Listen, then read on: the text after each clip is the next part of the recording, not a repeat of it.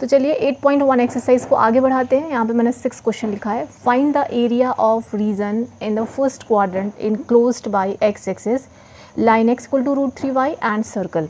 ठीक है, तो अब तक हमने बात की कि पूरा क्लोज्ड एरिया निकालना है, तो हमें सिर्फ क्या करना है कि एक स्ट्रिप ले लेनी है।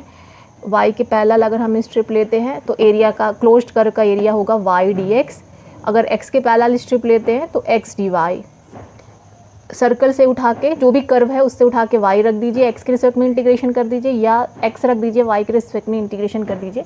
ऐसा हम लोगों ने अब तक देखा था। अब यहाँ से सिचुएशन चेंज होती है। तो सिचुएशन को समझने के लिए सबसे पहले हम लोग डायग्राम बना लेते हैं कि ये कौन कौन से मतलब लाइन और कर्व के बीच का एरिया यहाँ पे पूछा गया है। Find the area of region in first quadrant, यानी फर्स्ट क्वाड्रेंट ये यहाँ की बात हो रही है, इसकी बात हो रही है। ठीक है, एक्स एक्सिस यानी कि जो आपका इनक्लोज्ड एरिया है उसमें एक्स एक्सिस है। ठीक है, तो ये समझ में आ गया कि जो भी होने वाला है यहाँ पे होने वाला है।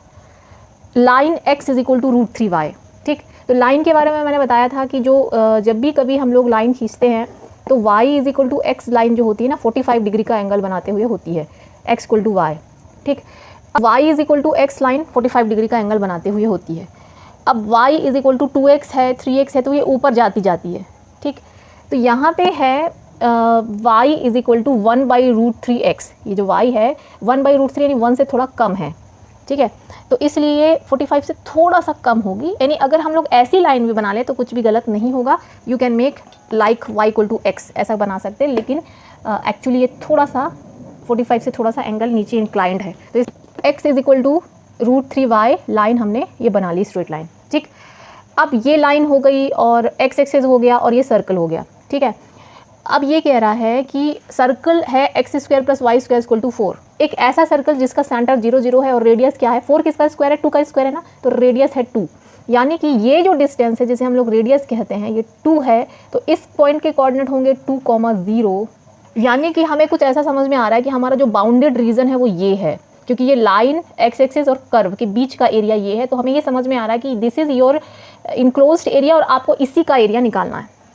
तो हमें ये एरिया फाइंड करना है। ठीक है, अब देखिए हमने अभी तक क्वेश्चंस में ऐसा देखा था कि ऐसा पैराबोला होता था और हम लोग ये एरिया फाइंड कर किए हैं कई बार। लोगों ने ऐसे सिचुएशन देखी है कि जब इस तरह की सिचुएशन होती है तो हम लोगों ने देखा है कि जो x है वो 0 से शुरू होता है और यहाँ पे एक चूँकि एक कांस्टेंट लाइन है तो यहाँ पे x इक्वल टू a, तो 0 से a हम लोग लिमिट रख देते हैं, इंटीग्रेट कर देते हैं। लेकिन इस क्वेश्चन में कुछ सिचुएशन चेंज है और वो आपको बहुत ध्यान से समझनी होगी। तो हम लोग यहाँ पे देख सकते हैं कि सेंटर है 0 0 है और यहाँ पे एक बार x शुरू हुआ 0 से और यहाँ पे x हो गया 2। लेकिन ये इन दोनों के बीच एक और पॉइंट है जहाँ पे x कुछ और है और वो बदल रहा है। तो इस सिचुएशन में देखिए x शुरू होता था 0 से और a पे ख़त्म होता था और बीच में कहीं चेंज नहीं होता था। लेकिन इस पूरे एरिया में एक पॉइंट ऐसा है जो स्टार्टिंग और एंड पॉइंट के बीच एक बार और x चेंज हो रहा है। बहुत ध्यान से समझिए कि जब कभी किसी क्वेश्चन में ऐसा होता है कि इनिशियल और एंड पॉइंट के बीच पॉइंट एक बार x और पॉइंट बदल रहा है, लिमिट चेंज हो रही है, तो आपको उस क्वेश्चन में, ऐसे क्वेश्चंस में क्या करना है, आपको उस पॉइंट पे जो बीच में चेंज हो रहा है वहाँ से एक परपेंडिकुलर ड्रॉ करना है, जिससे ये पूरा शेडेड रीजन 2 पार्ट में डिवाइड हो जाएगा। आप परपेंडिकुलर को कुछ नाम दे सकते हो, ये मैंने PM नाम दे दिया है। अब इस पूरे एरिया को निकालने के लिए हम लोग क्या करेंगे, चूंकि शेडेड रीजन या बाउंडेड रीजन 2 पार्ट में डिवाइड हो गया है तो हमें इस पार्ट का एरिया निकालना होगा इंटीग्रेशन के कंसेप्ट का यूज़ करके, प्लस दूसरे पार्ट का एरिया निकालना होगा। यानी कि दोनों पार्ट का एरिया अलग अलग निकाल के हम लोग उसे कर देंगे ऐड। तो अब हम लोग क्या करेंगे, जो हमें सर्कल दिया हुआ है उसमें से हम लोग सॉल्व करके थोड़ा y की वैल्यू फाइंड कर लेंगे। तो y की वैल्यू क्या है, √4 - x²। y क्यों, क्योंकि हमने पढ़ा है कि जब एरिया निकालना होता है तो इंटीग्रेशन y dx या x dy करते हैं। ठीक है, तो हमने y की वैल्यू फाइंड कर ली है। y की वैल्यू आएगी +-, लेकिन हम लोग नेगेटिव नहीं लेंगे क्योंकि हम लोग फर्स्ट क्वाड्रेंट की वैल्यू फाइंड कर रहे हैं और y पॉजिटिव ही लेंगे। y की वैल्यू पॉजिटिव वैल्यू एक्सेप्ट करेंगे। उसके बाद जो हमें लाइन दी हुई है, तो given line is x equal to √3y, इससे भी हमने y निकाल लिया तो आ रहा है x/√3। ये दोनों जो कर्व दिए थे हमने दोनों को फिर से लिखा था, फर्स्ट और सेकेंड इक्वेशन दिए थे और दोनों से y की वैल्यू निकाल ली। अब हम लोग जैसे डिस्कस किए थे कि हमारे कर्व में जो लाइन है और सर्कल है दोनों इंटरसेक्ट कर रहे हैं एक पॉइंट पे, वो इंटरसेक्शन पॉइंट हमें नहीं मालूम है, तो वो एक्चुअली इंटरसेक्शन पॉइंट है लाइन और सर्कल का। तो हमें निकालना होगा कि आखिर वो दोनों आपस में कहाँ इंटरसेक्ट कर रहे हैं। तो we have to find intersection point of first and second. ठीक है। दोनों का इंटरसेक्शन पॉइंट निकालना। इंटरसेक्शन पॉइंट कैसे निकाला जाता है, जैसे मान लीजिए हमें सर्कल और लाइन को इंटरसेक्शन पॉइंट निकालना है, तो हम जो लाइन में जो एक्स की वैल्यू है उसे रख देंगे सर्कल में। तो हमने क्या किया कि जो सर्कल था x² + y² = 4, उसमें x की वैल्यू √3y लाइन से रख दी। तो यहाँ से आपको मिल जाता है √3 का स्क्वायर 3y² + y² = 4, और यहाँ से मिल जाएगा 3y² + y² यानी 4y² = 4। तो यहाँ से y² = 1 यानी y = ±1। ठीक है, तो y की वैल्यू +1 और -1 दो वैल्यू मिली है, लेकिन इंटरसेक्शन हो रहा है फर्स्ट क्वाड्रेंट में, जो कि नेगेटिव नहीं हो सकता, इसलिए y की प्लस वाली वैल्यू हम लोग एक्सेप्ट करेंगे।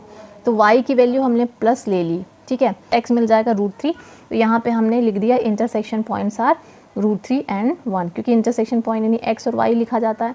तो x हमन को √3 मिला है और y हमें +1 मिला है। उसके बाद हम लोग क्या करेंगे कि हमें जो एक्चुअली ये जो कलर पार्ट दिख रहा है यही बाउंडेड पार्ट है, हमें इसका एरिया निकालना है। मैंने आपको बताया कि जब भी कभी बाउंडेड एरिया में बीच में कहीं लिमिट चेंज होती है, यानी इनिशियल स्टार्टिंग और एंड पॉइंट के बीच भी लिमिट अगर चेंज होती है, तो वहाँ से हमें एक परपेंडिकुलर ड्रॉ करना होता है, जिससे पूरा पार्ट दो पार्ट में डिवाइड हो जाता है और हमें दोनों का इंटीग्रेशन अलग अलग निकाल के ऐड कर देना होता है। तो हम लोग लिखेंगे कि area of bounded region is equal to, कुछ नाम दे सकते हैं, यहाँ पे मैंने नाम दे दिया है OPM और PMN। तो हम लोग लिखेंगे area of bounded region is equals to area of OPM यानी this part plus area of this part, बस इतना करना है हमें। तो अब इस पार्ट का एरिया हमें मिलेगा कैसे? एरिया निकालने के लिए हम लोग इंटीग्रेशन का कंसेप्ट यूज़ करेंगे, जिसमें हम लोग क्या करते हैं, इंटीग्रेशन उस पार्ट में y की वैल्यू क्या है वो इंटू dx, प्लस इसी तरह से दूसरे पार्ट में भी वही करेंगे, चाहे तो अलग अलग निकाल के ऐड कर दें, हम एक साथ ही कर लेते हैं, और दूसरे पार्ट में भी y dx। ठीक है, अब आप बताइए कि इस पार्ट में x कहाँ से कहाँ तक बदल रहा है। तो हम लोग इस पार्ट में देख सकते हैं कि x की वैल्यू 0 से लेकर √3 तक है, तो 0 to √3 यहाँ पे हम लोग रख देंगे। ठीक है, दूसरे पार्ट में हम लोग यहाँ पे x की वैल्यू √3 से 2 तक बदल रही है, तो यहाँ पे हम लोग लिखेंगे √3 to 2 हो जाएगा। उसके बाद हम लोग यहाँ पे y की वैल्यू हो जाएगी तो अब इस फर्स्ट पार्ट में y की वैल्यू क्या है, y की वैल्यू हो जाएगी x बाई √3 जो हमने यहाँ पे निकाली थी, तो हम यहाँ पे रख देंगे x by √3 dx, plus second part में जिसमें लिमिट हमें मिली थी √3 से लेकर 2 तक, और y की वैल्यू हमें इस पार्ट में कहाँ से मिलेगी। अब चूँकि सेकेंड पार्ट में हम लोग देख सकते हैं कि सर्कल टच हो रहा है, तो सर्कल में y की वैल्यू क्या है, √4 - x² इंटू dx। क्योंकि हमने डिस्कस किया था कि जब भी हम लोग एरिया निकालते हैं तो एरिया निकालने के लिए इंटीग्रेशन y dx का यूज़ करते हैं, और जो भी x की वैल्यू जहाँ से जहाँ तक बदल रही है वो हमें रखना होता है। तो हम दोनों ही, जब इस पार्ट का एरिया निकालेंगे तो भी हम y की वैल्यू रखेंगे, लेकिन इस पार्ट में y हम लाइन से लेंगे, और जब इस पार्ट का एरिया निकालेंगे तो हम लोग y सर्कल से लेंगे। तो ये दोनों हमने ऐड कर, फर्स्ट पार्ट है और दूसरा सेकंड पार्ट है, दोनों की वैल्यू निकाल के हमें ऐड कर देना। तो अब ये जब इस इंटीग्रेशन में 1/√3 कॉन्स्टेंट है, बाहर कर दिया, 0 to √3 x dx, इसमें सिर्फ x को इंटीग्रेट करना है, और सेकेंड पार्ट में सीधे हमें फॉर्मूला लगाना है। 4 किसका स्क्वायर है, 2 का स्क्वायर है। अब हम लोग इसका इंटीग्रेशन x² बाई 2 और लिमिट 0 से √3, प्लस ये सीधे फार्मूला है इंटीग्रेशन a² - x² का, वो लगा देते हैं, क्योंकि है x बाई 2, फिर ये पूरा तो √4 - x² plus a² by 2 sine inverse x by a, ये फार्मूला है। तो यहाँ पे मैंने सेम एग्जैक्टली जो फार्मूला है वो लगा दिया है यहाँ पे, बट ये डेफिनेट इंटीग्रल है, so we have to put limit, जो कि लिमिट है √3 से 2। ठीक है, केयरफुली इसे में लिमिट रख देनी होती है। तो 1/√3। अब देखिए लिमिट, पहले हम लोग अपर लिमिट रखते हैं, तो √3 हम लोग रखेंगे x की जगह, तो √3 का स्क्वायर 3 ये आ जाएगा, फिर लोअर लिमिट तो 0 हो जाएगी, प्लस, तो ये इसका हो गया। फिर हम लोग इसकी बात कर लेते हैं, इस पूरे में पहले 2 रखेंगे, तो जब हम लोग 2 रखेंगे तो यहाँ पे 2 का स्क्वायर 4, तो ये पार्ट पूरा 0 हो जाएगा 2 रखने पे, प्लस 4/2 2 होता है साइन इनवर्स x यानी कि 2, 2/2 यानी कि 1 हो जाएगा।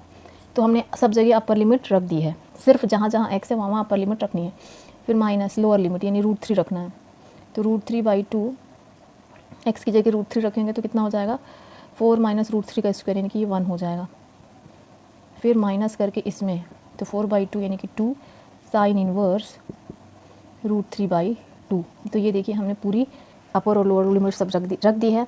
अब 3 और यहाँ पे क्या बच रहा है 3/√3, 3/√3 यानी कि √3/2 प्लस फिर यहाँ पे 2 साइन इनवर्स 1 यानी कि π/2 होता है minus √3/2 minus sine 2 sine inverse √3/2, sine inverse √3/2 या 60 डिग्री यानी कि π/3 हो जाएगा, है ना।